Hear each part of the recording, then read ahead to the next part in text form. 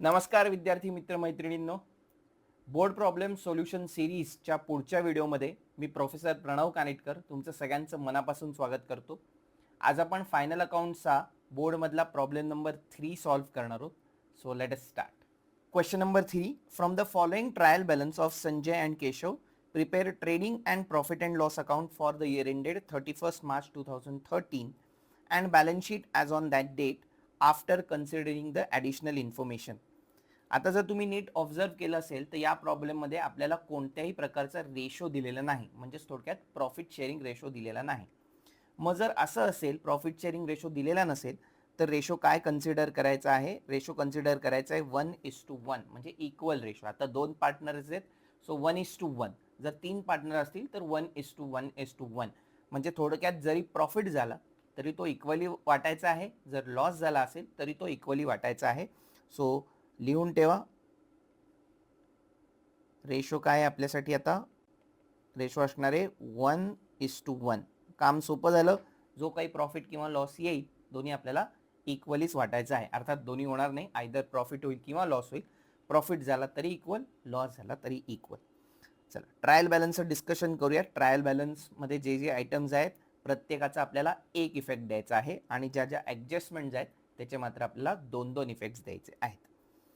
Opening stock, आता तुम्हाला माहिती आहे ओपनिंग स्टॉक कुठे जाणार आहे? ट्रेडिंग अकाउंटच्या डेबिट साईडला. ओपनिंग स्टॉक म्हणजे लास्ट इयरचा क्लोजिंग स्टॉक आहे. लास्ट इयरच्या बुक्समधनं तो गोज आउट आहे, या वर्षीच्या बुक्समध्ये तो कम्स इन आहे. फिजिकल मुवमेंट कुठेही नाही आहे, फक्त नोटबुक्स चेंज झालेल्या आहेत. लास्ट इयरच्या नोटबुकमधून या वर्षीच्या नोटबुकमध्ये आला, म्हणजेच लास्ट इयरच्या बुक्स ऑफ अकाउंट्समधनं या वर्षीच्या बुक्स ऑफ अकाउंट्समध्ये आला. डेबिट वॉट कम्स इन, म्हणून ट्रेडिंग अकाउंटच्या डेबिट साईडला जाईल. Purchases, again goods are coming in, त्याच्यामुळे ट्रेडिंग अकाउंटच्या डेबिट साईडला रेकॉर्ड करणार आहोत. गुड्सशी रिलेटेड मुवमेंट असेल तर debit what comes in, credit what goes out. जर गुड्स कम्स इन असतील तर ट्रेडिंग अकाउंटच्या डेबिटला लिहायचं आहे, जर गुड्स गोज आउट असतील तर ट्रेडिंग अकाउंटच्या क्रेडिट साईडला लिहायचं आहे. लास्ट व्हिडिओमध्ये आपण एक एक्सेप्शन पाहिलं होतं, याचं एकच एक्सेप्शन आहे रिटर्न इनवर्ड आणि रिटर्न आउटवर्ड. रिटर्न आउटवर्ड म्हणजे परचेस रिटर्न. आपण परचेस केलेले गुड्स आपल्याला नाही आवडले, त्याची क्वालिटी खराब वाटली म्हणून आपण रिटर्न केले, त्यामुळे आपले परचेसेस कमी झाले. आणि जर आपण सेल्स केले होते, कस्टमरला त्याची क्वालिटी नाही आवडली, खराब वाटली, कस्टमरने आपल्याला गुड्स रिटर्न केले, तर त्याला आपण म्हणतो रिटर्न इनवर्ड. सो रिटर्न इनवर्डमुळे आपले सेल्स कमी झाले. So for better presentation return inward म्हणजे सेल्स रिटर्न हे सेल्समधून मायनस करतो आणि परचेस रिटर्न हे आपण परचेसेसमधून मायनस करतो. सो इथे खरं तर बघितलं तर डायरेक्शन बघा, सेल्स रिटर्नमध्ये गुड्स आर कमिंग इन, पण आपण काय करतो फॉर बेटर प्रेझेंटेशन सेल्समधून मायनस करतो. आणि परचेस रिटर्न म्हणजे गुड्स आर गोईंग आउट, पण फॉर बेटर प्रेझेंटेशन परचेसेसमधून मायनस करतो. सो हे एकच एक्सेप्शन सोडलं तर गुड्स आर कमिंग इन तर ट्रेडिंग अकाउंटच्या डेबिट साईडला येणार आहोत, जर गुड्स आर गोईंग आउट तर ट्रेडिंग अकाउंटच्या क्रेडिट साईडला येणार. पुढे आहे डिस्काउंट, बॅड डेट्स, हे दोन्ही कुठे जाणार आहेत? P&L अकाउंटच्या डेबिट साईडला. त्याचं प्रोडक्शन, फॅक्टरी, मॅन्युफॅक्चरिंग, ट्रेडिंगशी काही संबंध नाही, त्यामुळे P&L अकाउंटच्या डेबिट साईडला. आता सगळ्यात महत्त्वाचं पुढचं बघा काय आलंय, सॅलरी अँड वेजेस. आता पहिल्या प्रॉब्लेममध्ये आणि दुसऱ्या प्रॉब्लेममध्ये आपण हे बघितलं होतं, salary is paid to office staff, त्यामुळे सॅलरी आपण लिहितो P&L अकाउंटच्या डेबिट साईडला. Whereas wages are paid to workers, workers कुठे काम करतात? फॅक्टरीमध्ये. सो वेजेस आपण लिहितो ट्रेडिंग अकाउंटच्या डेबिट साईडला. सॅलरी आणि वेजेस दोन्ही एक्सपेंडिचर आहेत, पण वेजेस प्रोडक्शनशी रिलेटेड आहे म्हणून तो लिहितो ट्रेडिंग अकाउंटच्या डेबिट साईडला. आणि सॅलरी ही ॲडमिनिस्ट्रेशनशी रिलेटेड आहे म्हणून तो लिहितो P&L अकाउंटच्या डेबिट साईडला. पण आता एक्झामिनरनी काय केलंय बघा, सॅलरी आणि वेजेस दोन्ही शब्द वापरलेत. मग काय करायचं? सोपं, जो पहिला वर्ड असेल ना त्याला जस्टिस द्यायचा. आता पहिला वर्ड सॅलरी आहे, त्याच्यामुळे आपण कुठे लिहिणार आहोत? सॅलरी आणि वेजेस P&L अकाउंटच्या डेबिट साईडला. हेच जर पुढे जाऊन वेजेस आणि सॅलरी दिलं कधी, तर आपण कुठे लिहिणार आहोत? ट्रेडिंग अकाउंटच्या डेबिट साईडला. सो दोन्ही शब्द दिले तर काय करायचं, जो पहिला शब्द आहे, जो पहिला वर्ड आहे त्याला जस्टिस द्यायचा. सो आपण आता लिहूयात डिस्काउंट, बॅड डेट्स आणि सॅलरी अँड वेजेस हे सगळे आपण कुठे लिहिणार आहोत? P&L अकाउंटच्या डेबिट साईड. पुढे आलेत कॅरेज इनवर्ड. कॅरेज इनवर्ड मी ऑलरेडी एक्सप्लेन केलेलं आहे मागच्या व्हिडिओजमध्ये. कॅरेज म्हणजे ट्रान्सपोर्टेशन एक्सपेन्सेस. इनवर्ड असेल कॅरेज तर याचा अर्थ bringing the raw material to the factory, याच्याशी रिलेटेड जो ट्रान्सपोर्टेशन एक्सपेन्सेस आहेत त्याला म्हणतात कॅरेज इनवर्ड. त्यामुळे तो रेकॉर्ड होणार आहे ट्रेडिंग अकाउंटच्या डेबिट साईडला, कारण त्याचा थेट संबंध प्रोडक्शनशी रिलेटेड आहे. आपण रॉ मटेरियल आणतोय आणि ऑब्व्हियसली रॉ मटेरियल प्रोडक्शनसाठी वापरलं जातं. ट्रॅव्हलिंग एक्सपेन्सेस जाणारे P&L अकाउंटच्या डेबिट साईडला. Because it is not related to production manufacturing factory. पुढे आलेत कॅश इन हँड आणि फर्निचर, दोन्ही आपल्या ॲसेट्स आहेत. सो कुठे रेकॉर्ड होतील? बॅलन्स शीटच्या ॲसेट्स साईडला. इन्शुरन्स आपला एक्सपेंडिचर आहे, त्याचा प्रोडक्शन मॅन्युफॅक्चरिंगशी काही संबंध नाही आहे, त्यामुळे P&L अकाउंटच्या डेबिट साईडला रेकॉर्ड होईल. पुढे लँड अँड बिल्डिंग परत आपली ॲसेट आहे, सो बॅलन्स शीटच्या ॲसेट साईडला रेकॉर्ड होईल. पोस्टेज अँड टेलिग्राम परत आपला खर्च आहे, एक्सपेंडिचर आहे, P&L अकाउंटच्या डेबिट साईडला रेकॉर्ड होईल, कारण पोस्टेज टेलिग्रामचा अगेन प्रोडक्शन मॅन्युफॅक्चरिंग फॅक्टरी ट्रेडिंगशी काही संबंध नाही. पुढे डेटर्स आले. Debtor is a someone from whom we have to receive the money, आपल्याला पैसे यायचे आहेत, म्हणजे आपली काय आहे? ॲसेट. पुढे आलेत सेल्स. मी मगाशी म्हटलं तसं जर समजा गुड्सची डायरेक्शन कम्स इन असेल तर ट्रेडिंग अकाउंटच्या डेबिट साईडला रेकॉर्ड होईल. जर गुड्सची डायरेक्शन आउट असेल तर ट्रेडिंग अकाउंटच्या क्रेडिट साईडला रेकॉर्ड होईल. आत्ता आलेत सेल्स. सेल्समध्ये काय होतंय? गुड्स आर गोईंग आउट, त्याच्यामुळे कुठे रेकॉर्ड होईल? ट्रेडिंग अकाउंटच्या क्रेडिट साईडला. पुढे आलेत बिल्स रिसिवेबल म्हणजेच डेटर्स, पण असे डेटर्स ज्यांनी आपल्याला रिटर्न प्रॉमिस दिलेला आहे, म्हणजे अगेन डेटरच ज्यांच्याकडनं आपल्याला पैसे यायचे आहेत, त्याच्यामुळे कुठे रेकॉर्ड होईल? बॅलन्स शीटच्या ॲसेट साईडला. पुढे आलेत बिल्स पेएबल म्हणजेच क्रेडिटर्स, पण ज्यांना आपण रिटर्न प्रॉमिस दिलेला आहे, म्हणजेच बॅलन्स शीटच्या लायबिलिटी साईडला रेकॉर्ड होईल. का? कारण की बिल्स पेएबल म्हणजे आपल्याला पैसे द्यायचे, इट इज आर रिस्पॉन्सिबिलिटी, आणि any responsibility is a liability. पुढे आलेत क्रेडिटर्स म्हणजेच बिल्स पेएबल आणि बिल्स पेएबल म्हणजेच क्रेडिटर्स. डिफरन्स काय? की बिल्स पेएबल म्हणजे आपण स्टॅम्प पेपरवर रिटर्न प्रॉमिस दिलेला आहे की आपण पैसे देणार. क्रेडिटर्स असू दे किंवा बिल्स पेएबल असू दे, दोन्हीमध्ये आपल्याला पैसे द्यायचेत, म्हणजे आपली रिस्पॉन्सिबिलिटी आहे, आणि एनी रिस्पॉन्सिबिलिटी इज लायबिलिटी. पुढे आलेत कॅपिटल अकाउंट्स. कॅपिटल अकाउंट्स कुठे रेकॉर्ड होणार आहेत? बॅलन्स शीटच्या लायबिलिटी साईडला. Y liability side? Because thinking from the angle of business, आपण जर बिझनेसच्या अँगलने विचार केला तर पार्टनर्सना हे कॅपिटल आपल्याला फ्युचरमध्ये परत करायचे, जेव्हा केव्हा बिझनेस बंद पडेल तेव्हा हे कॅपिटल त्यांना परत करायचे. सो रेकॉर्ड होईल बॅलन्स शीटच्या लायबिलिटी साईडला. आता पुढचा आयटम नीट बघा. रेंट दिसतो आहे P&L अकाउंटच्या डेबिट साईडला, म्हणू नका. P&L अकाउंटच्या डेबिट साईडला आपण एक्सपेंडिचर रेकॉर्ड करतो. आता जर मी नीट बघितलं तर रेंट मला कोणत्या साईडला दिसतोय? बघा, रेंट दिसतोय क्रेडिट साईडला. याचा अर्थ रेंट आपल्याला मिळालाय. मला कसं कळलं रेंट मिळालाय? सिंपल, नॉमिनल अकाउंटचा रूल वापरा. Debit all expenses and losses, credit all gains and income. हा जो रेंट आलाय तो क्रेडिट साईडला आलाय, म्हणजे हा माझं काय आहे? इन्कम आहे, म्हणजे मला मिळालेला रेंट आहे. त्यामुळे आता तो कुठे लिहायला लागेल? P&L अकाउंटच्या क्रेडिट साईडला लिहायला लागेल. सो जेव्हा केव्हा आपल्याला रेंट, डिस्काउंट असे आयटम्स देतात तेव्हा त्यांचा बॅलन्स बघणं खूप गरजेचं आहे. जर ते डेबिट साईडला असतील तर ते आपले एक्सपेन्स किंवा लॉसेस आहेत, आणि जर तो क्रेडिट साईडला आला असेल तर तो आपला इन्कम किंवा गेन आहे. त्याच्यामुळे नीट बॅलन्स बघून मगच ठरवायचं की तो P&L अकाउंटच्या डेबिटला जाईल का P&L अकाउंटच्या क्रेडिटला जाईल, किंवा ट्रेडिंग अकाउंटच्या डेबिटला जाईल का ट्रेडिंग अकाउंटच्या क्रेडिटला जाईल. सो बॅलन्स बघणं खूप गरजेचं आहे. मी परत एकदा सांगतो, रेंट जो आहे त्याला क्रेडिट बॅलन्स दिलेला आहे. क्रेडिट बॅलन्स याचा अर्थ credit all gains and income, तो नॉमिनल टाईपचा अकाउंट आहे, त्याच्यामुळे आपल्याला इन्कम झालेला आहे, आपल्याला रेंट हा मिळालेला आहे. जर आपण रेंट दिला असता तर तो आपला एक्सपेंडिचर झाला असता आणि त्याचा बॅलन्स डेबिट दिसला असता. आता क्रेडिट बॅलन्स दिसतोय म्हणून हा रेकॉर्ड कुठे होणार आहे? P&L अकाउंटच्या क्रेडिट साईडला. आता ऍडजस्टमेंट डिस्कस करूयात. पहिली ऍडजस्टमेंट आहे इन्शुरन्स पेड इन ॲडव्हान्स. ॲडव्हान्सचा असा अर्थ आहे की आपण ऑलरेडी इन्शुरन्स पुढच्या वर्षांचा दिलेला आहे, आपल्याला सर्व्हिस अजून मिळायची आहे. मग पुढच्या वर्षाचा जर इन्शुरन्स आत्ता दिलेला आहे तर ट्रायल बॅलन्समध्ये जो इन्शुरन्स दिसतोय त्यात काही पैसे पुढच्या वर्षीचे आहेत, आपल्याला ते नको आहेत. इन्शुरन्समध्ये जरा जाऊन बघूयात. इन्शुरन्स आपल्याला किती दिसतोय? 12,000, बरोबर. आता ते म्हणतात या 12,000 मध्ये काही पैसे ॲडव्हान्सचे आहेत. ॲडव्हान्स म्हणजे पुढच्या वर्षाचे आहेत. आता वरती नीट बघितलं तर आपल्याला प्रॉफिट अँड लॉस कोणत्या इयरचा बनवायचा बघा. त्यांनी काय म्हणलंय? Profit and loss account for the year ended 31 March 2013, म्हणजे आपल्याला फक्त 2013 मार्च पर्यंतचे एक्सपेन्सेस घ्यायचे आहेत, म्हणजेच April to March, April 2012 to 31 March 2013 या एकच वर्षाचे, 2012-13 या एकाच वर्षाचे आपल्याला एक्सपेंडिचर घ्यायचे आहेत. 1 एप्रिल 2012 टू 31 मार्च 2013 या फायनान्शियल इयरचेच आपल्याला एक्सपेंडिचर कन्सिडर करायचे आहेत. याच फायनान्शियल इयरचं आपल्याला इन्कम कन्सिडर करायचं आहे. पण आता ते काय म्हणतायत की या 12,000 मध्ये, या इन्शुरन्सच्या 12,000 मध्ये काही पैसे पुढच्या वर्षीचे आहेत. मग आपल्याला ते नको आहेत, कारण आपल्याला फक्त या वर्षीचा एक्सपेंडिचर पाहिजे. मला पहिला इफेक्ट सांगा काय करायला लागेल? इन्शुरन्समध्ये पुढच्या वर्षीचे पैसे आहेत, ते आपल्याला नको आहेत. म्हणजे पहिला इफेक्ट काय करायला लागेल, very good, minus from insurance. पहिला इफेक्ट करायला लागेल minus from insurance. And as on the last date आपण पैसे दिलेत, आपल्याला काय मिळायचं आहे, सर्व्हिस मिळायची. म्हणजे कुठे रेकॉर्ड व्हायला पाहिजे, बॅलन्स शीटच्या ॲसेट साईडला. जसे आपल्याला पैसे मिळायचे, डेटर्सकडनं आपल्याला पैसे मिळायचे, ही आपली ॲसेट आहे. तसं आपल्याला सर्व्हिस मिळायची, ही सुद्धा आपली ॲसेट आहे. त्यामुळे सेकंड इफेक्ट कुठे रेकॉर्ड होणार आहे, बॅलन्स शीटच्या ॲसेट साईडला. बघा मी तुम्हाला सांगतोय, लॉजिकली जर तुम्ही शिकलात ना, तर तुम्हाला ॲडजस्टमेंटचे 2 इफेक्ट पाठ करायची गरज नाही. लॉजिक लक्षात ठेवा, आपण असं का करतोय हे कळलं पाहिजे, ॲटोमॅटिकली तुम्हाला इफेक्ट सांगता येतील. जर तुम्ही समजून उमजून शिकलात तर शिकण्याची मजा खूप और आहे. त्यामुळे प्रत्येक ॲडजस्टमेंटचं लॉजिक समजून घ्या. लॉजिक समजलं की काम सोपं होणार आहे. पुढे आहे depreciation provided on furniture at 10% per annum. डेप्रिसिएशनचा अर्थ काय, ॲसेटची व्हॅल्यू कमी होणं. जसं जसं आपण ॲसेट वापरत जातो तसं तसं ॲसेटची व्हॅल्यू कमी होत जाते. उदाहरणार्थ कार, आपण कार घेतली की कार 1 वर्ष 2 वर्ष 5 वर्ष जशी जशी वापरत जाऊ, कारची प्राइस काय होत जाणार आहे, कमी कमी होत जाणार आहे. मार्केट प्राइस म्हणतो मी, ती काय होणार आहे, कमी कमी होणार आहे. याला काय म्हणतो आपण, डेप्रिसिएशन. आता सिंपल विचार करा, ॲसेटची व्हॅल्यू कमी झाली म्हणजे पहिला इफेक्ट काय येणार, मायनस फ्रॉम ॲसेट.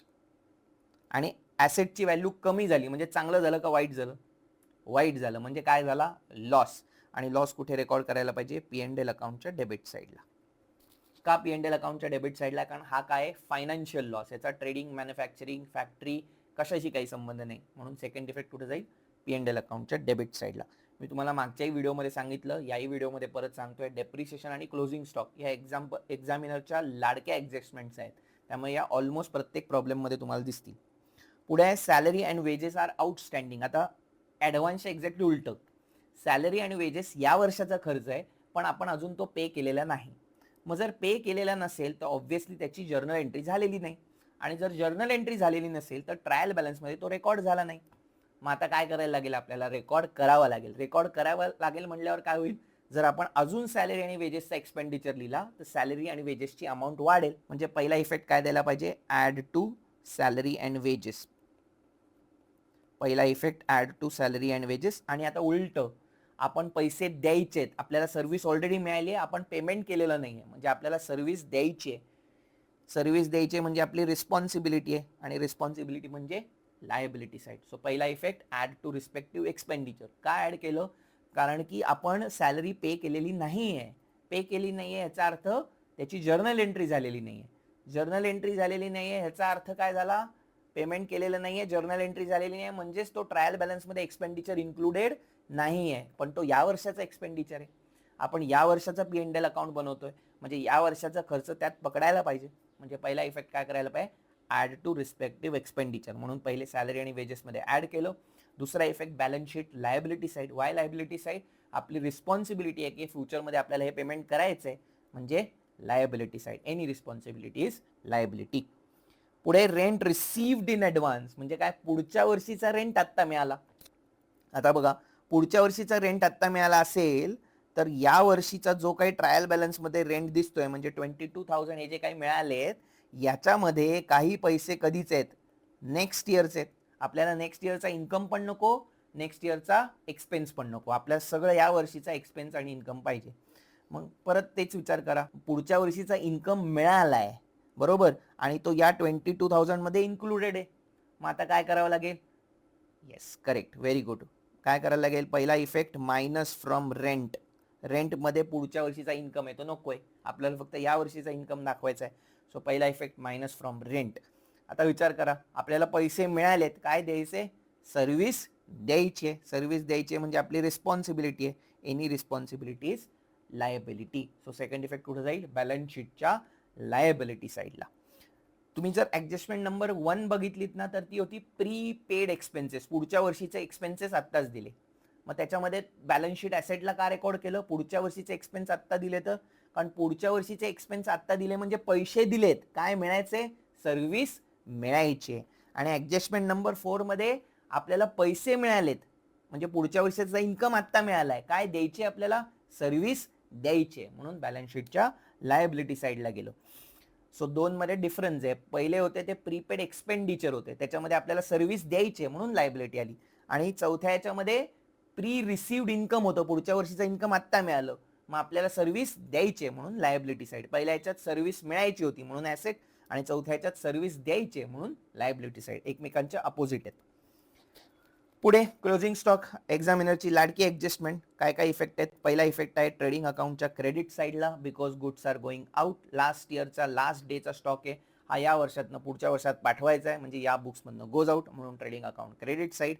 आणि सेकंड इफेक्ट कुठे जाईल? बॅलन्स शीटच्या ॲसेट साईडला. As on the last date ही काय आपली प्रॉपर्टी आहे, त्याच्यामुळे कुठे जाईल? बॅलन्स शीटच्या ॲसेट साईडला. चला आता प्रॉब्लेम डिस्कस करून झालाय.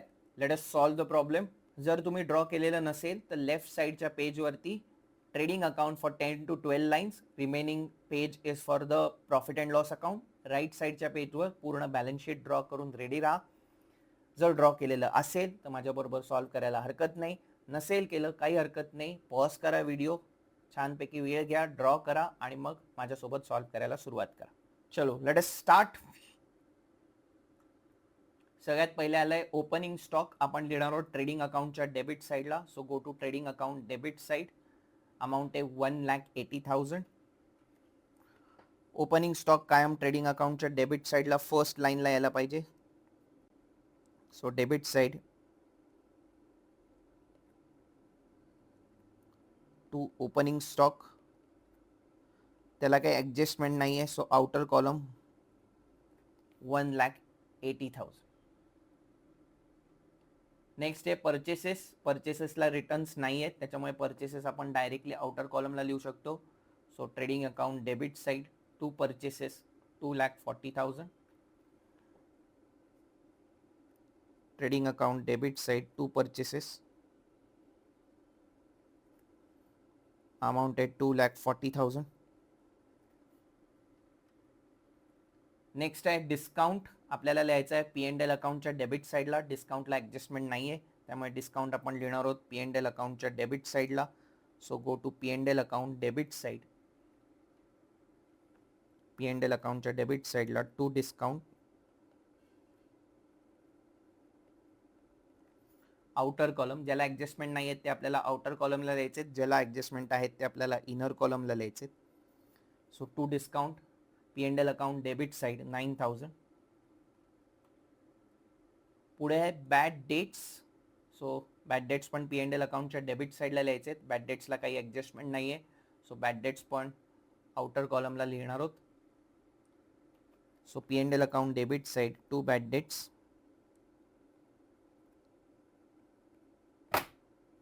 आउटर कॉलम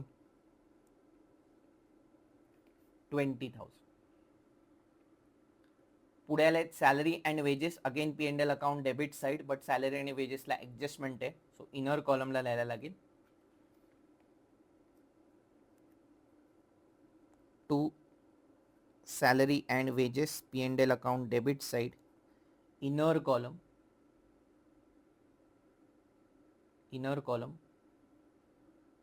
अमाऊंट किती आहे सॅलरी आणि वेजेसची? 24,000. One line blank, arrow for adjustment.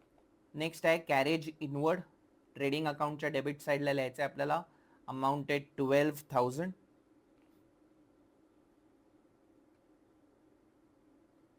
So जाऊया ट्रेडिंग अकाउंटच्या डेबिट साईडला टू कॅरेज इनवर्ड. कॅरेजला ॲडजस्टमेंट नाही आहे, सो आउटर कॉलमला लिहिणार आहोत. अमाऊंट आहे 12,000.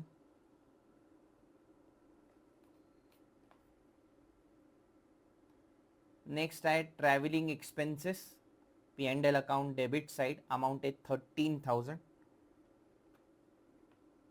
So go to P and L account debit side.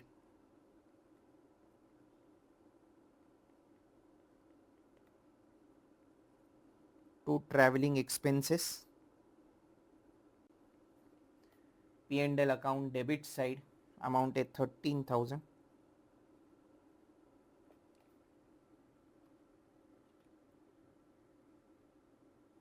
त्यानंतर आहे कॅश इन हँड. अमाऊंट आहे 38,000. बॅलन्स शीटच्या ॲसेट साईडला रेकॉर्ड करायचे. So go to balance sheet asset side. Cash in hand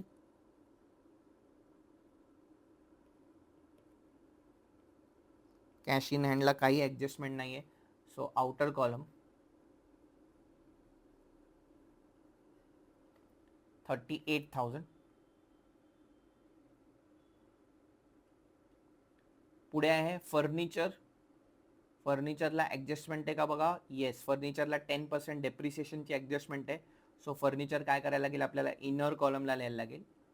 so go to balance sheet asset side, furniture inner column 2,80,000.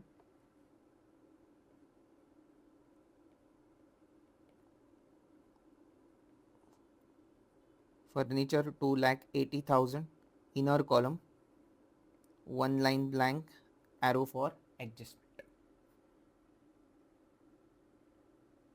Next आहे insurance. इन्शुरन्सला प्रीपेडची adjustment आहे. सो इन्शुरन्स आपल्याला inner कॉलमला लिहायचं आहे. सो P&L अकाउंटच्या डेबिट साईडला to insurance,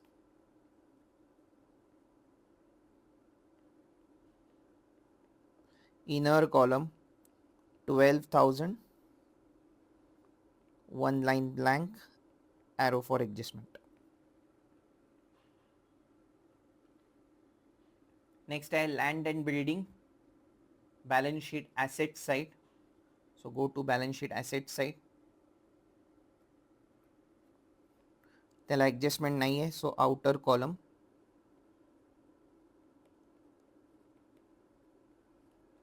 land and building, balance sheet asset side, outer column 4 lakhs.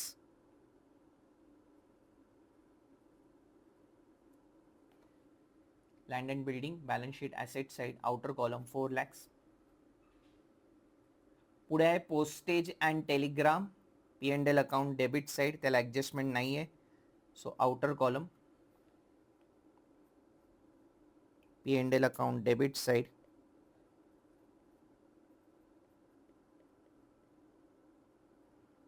To postage and telegram, outer column 7,000.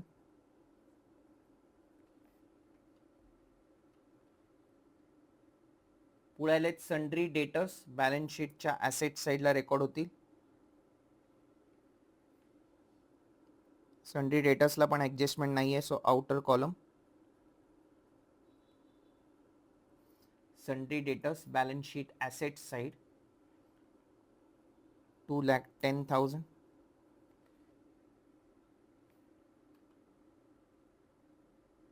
पुढे आलेत सेल्स, अमाऊंट आहे 5,25,000. कुठे रेकॉर्ड होतील, ट्रेडिंग अकाउंटच्या क्रेडिट साईडला.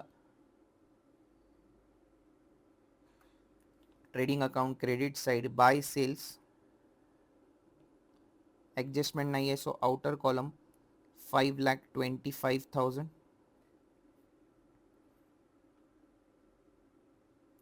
पुढे आलेत बिल्स रिसिवेबल, बॅलन्स शीटच्या ॲसेट साईडला रेकॉर्ड होतील. So go to balance sheet.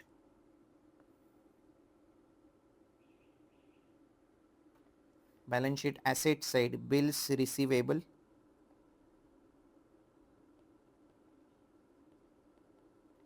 Bills रिसिवेबलची अमाऊंट आहे 80,000. आउटर कॉलम, त्यालाही ॲडजस्टमेंट नाही आहे. पुढे आलेत बिल्स पेएबल, पण बिल्स पेएबल लिहिण्याच्या आधी लायबिलिटी साईडला कायम पहिले काय यायला पाहिजेत, कॅपिटल अकाउंट्स.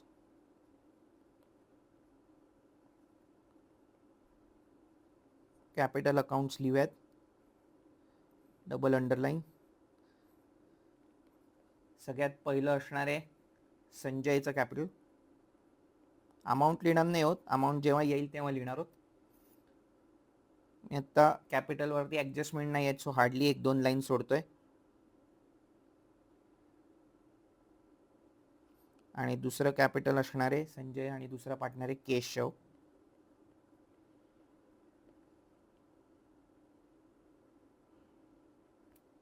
डन. कॅपिटल लिहिले की आता आपल्याला काय लिहायचं, पोस्टिंग आपण काय करत होतो बघा. आपण पोस्टिंग करणार होतो बिल्स पेएबलचं. So go to liability side, bills payable,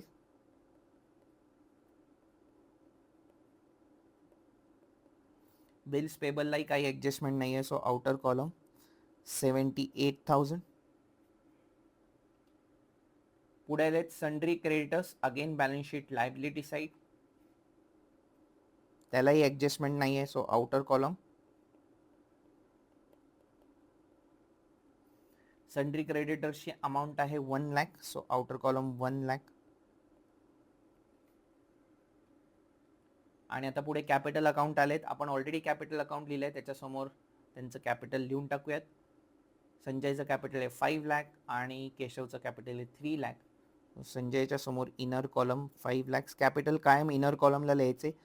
त्याचं रिझन असं आहे की त्याच्यात नेट प्रॉफिट नेट लॉस तर असणारच आहे. Capital is always return in the inner column. आणि आता लास्ट पोस्टिंग आहे रेंट. 22,000चा रेंट आहे. हा रेंट मिळालेला आहे, त्याच्यामुळे कुठे लिहिणार आहोत? P&L अकाउंटच्या क्रेडिट साईडला. आणि त्याला ॲडजस्टमेंट आहे, त्याच्यामुळे तो लिहायला लागेल इनर कॉलमला.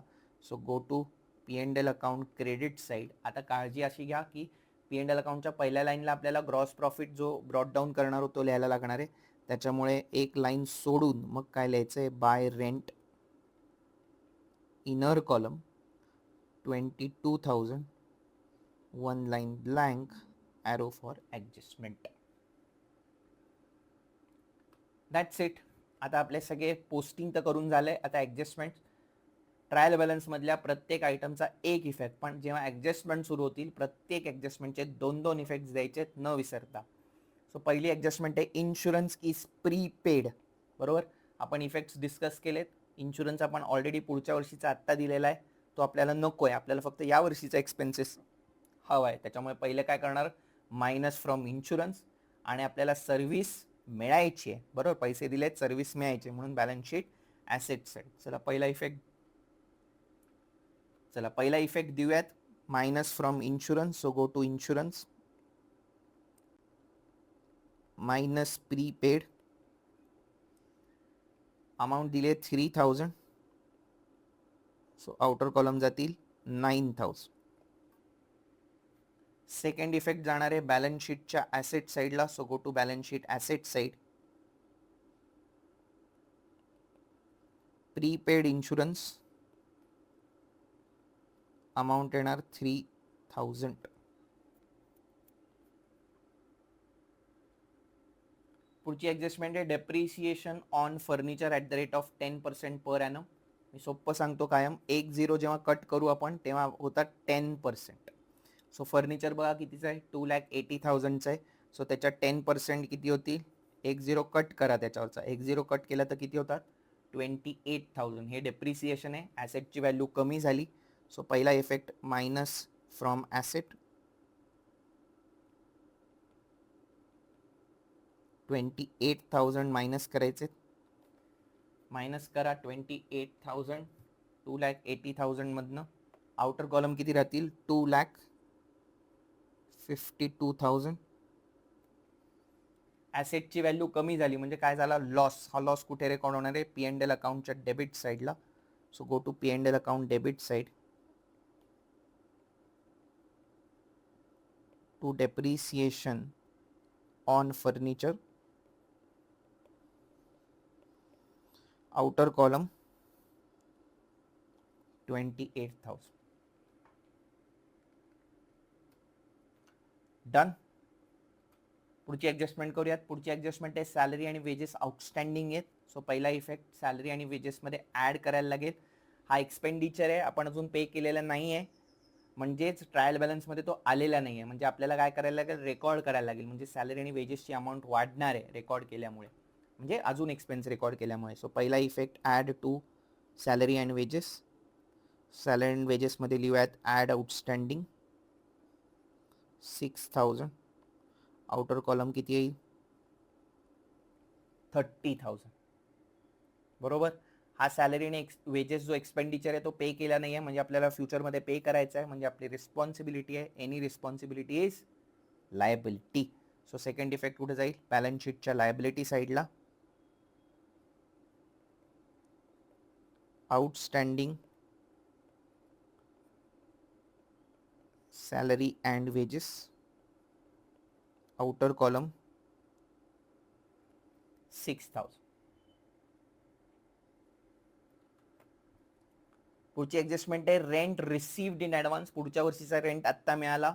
ऑब्व्हियसली हे पुढच्या वर्षीचं इन्कम आहे, म्हणजे या वर्षीच्या इन्कममध्ये काही पैसे पुढच्या वर्षीचे ते नको आहेत. काय करायला लागेल?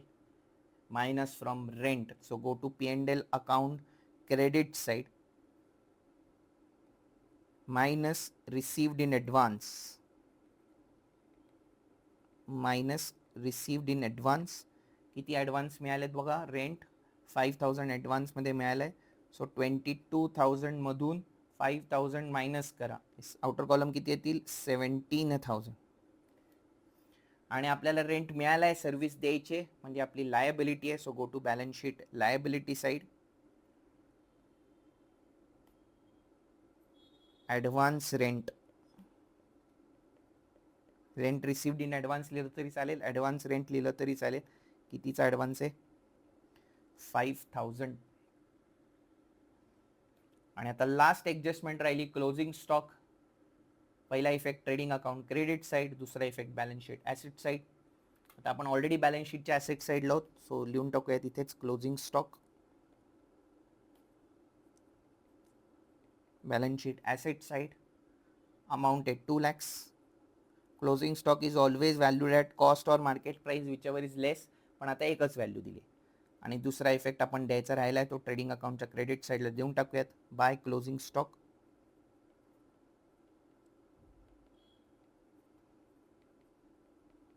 Outer column 2 lakhs.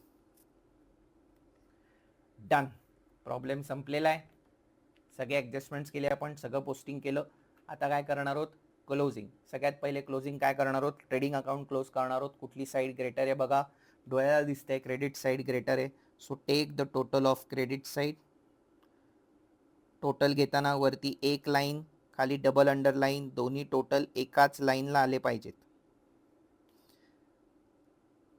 7,25,000 टोटल येते क्रेडिट साईडची. सेम टोटल आपण डेबिट साईडला लिहिणार आहोत 7,25,000.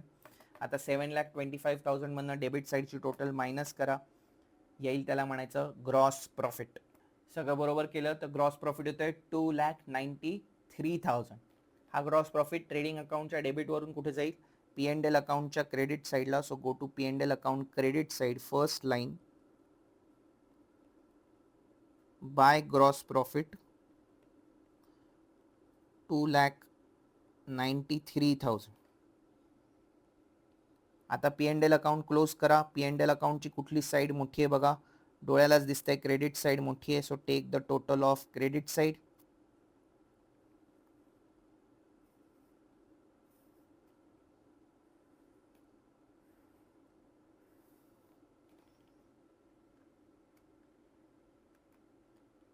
टोटल येते 3,10,000.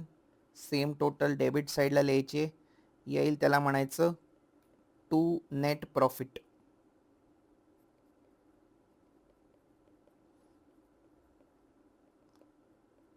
क्रेडिट साईडच्या टोटलमधनं डेबिट साईडची टोटल मायनस करायची आणि नेट प्रॉफिट काढायचा आहे. हा नेट प्रॉफिट कोणाकोणाला वाटायचा आहे आपल्याला, संजय आणि केशव. कसा वाटायचा आहे, इक्वली. चला काढूयात नेट प्रॉफिट किती येतोय तो. सगळं बरोबर केलं तर नेट प्रॉफिट येतोय 1,94,000. हा इक्वली वाटायचा आहे, म्हणजे डिवाइड बाय 2 करा. 1,94,000 डिवायडेड बाय 2 करा, कारण इक्वल म्हणजे काय 1 + 1, म्हणजे 97,000 इच.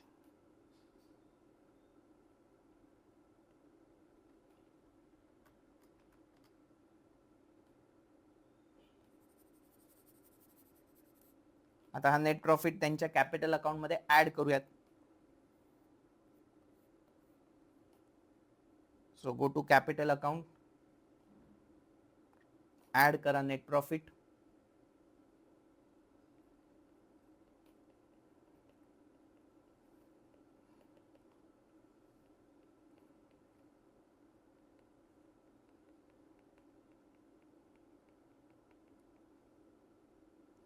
आउटर कॉलम येतील 5,97,000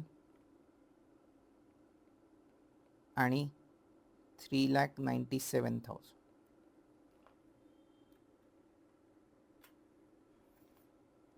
आणि आता टोटल करूयात, दोन्ही साईडची टोटल टॅली व्हायला पाहिजे.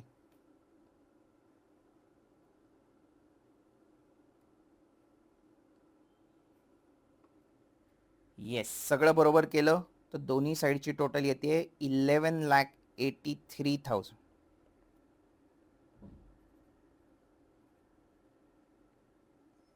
Yes, that's it. Problem number 3 solve. पुढच्या व्हिडिओमध्ये आपण प्रॉब्लेम नंबर 4 सॉल्व्ह करणार आहोत फायनल अकाउंटचा. अर्थातच बोर्ड प्रॉब्लेम असणार आहे. तुम्हाला जर ही सिरीज आवडत असेल आणि तुम्हाला फायदा होत असेल तर तुमचे सगळे जे 12th स्टँडर्डचे फ्रेंड्स आहेत त्यांनाही ही सिरीज रेकमेंड करा. निश्चितच त्यांना या बोर्डच्या एक्झामसाठी फायदा होईल. जर तुम्हाला प्रॉब्लेम्समध्ये काही डाऊट्स असतील तर प्लीज कमेंट सेक्शनमध्ये तुमचे डाऊट्स पोस्ट करा. मी लवकरात लवकर तुमचे डाऊट्स क्लिअरिफाय करण्याचा प्रयत्न करीन. आणि जर तुम्हाला हे व्हिडिओ आवडत असतील आणि त्याचा फायदा तुम्हाला होत असेल तर कृपया लाईक बटन हाणा, शेअर करा, सबस्क्राईब करा, कारण की फुकट आहे आणि फुकट तेच पौष्टिक.